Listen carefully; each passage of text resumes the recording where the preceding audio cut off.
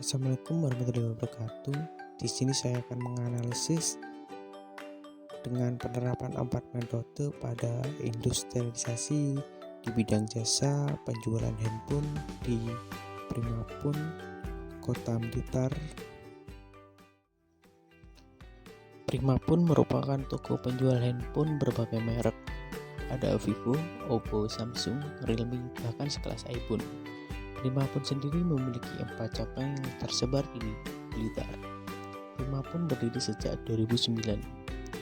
Awal berdirinya Primapun hanya menjual beberapa HP jadul dengan kualitas sederhana, tetapi lambat laun Primapun mulai berkembang dan membuka beberapa cabang di daerah Blitar.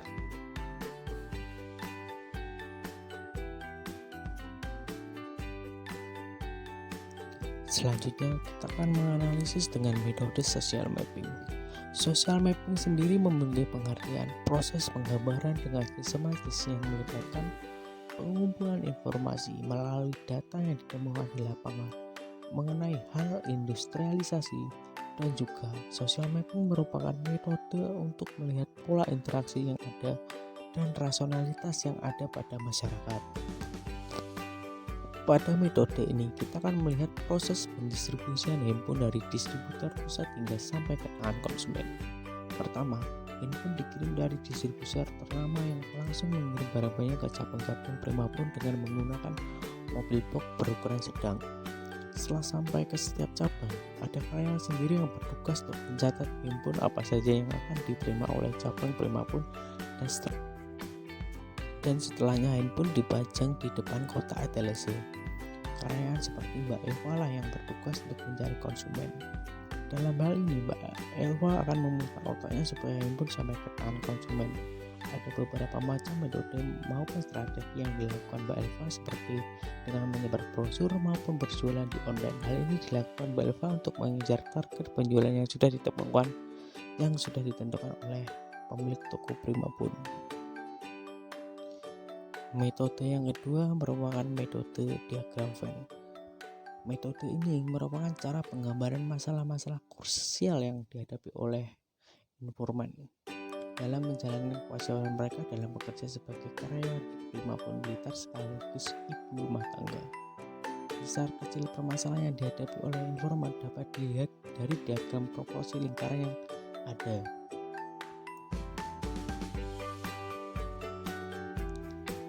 Selanjutnya kita akan menganalisis dengan metode food basket. Melalui metode food basket, saya beserta informan saya akan melakukan analisis kebutuhan sehari-hari mereka dalam melakukan pekerjaan dan juga kebutuhan rumah tangga dari informan.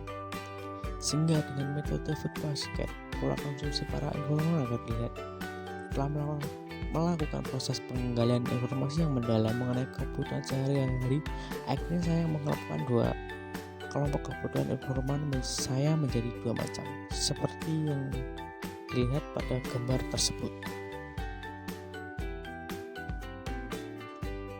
Dan yang terakhir merupakan metode matrix scoring. Matrix scoring merupakan metode yang digunakan untuk melihat skala prioritas masalah informan dalam bekerja. Biasanya disimbolisasikan dengan peraga karakter berupa lingkaran atau jumlah bintang pada tabel-tabel permasalahan.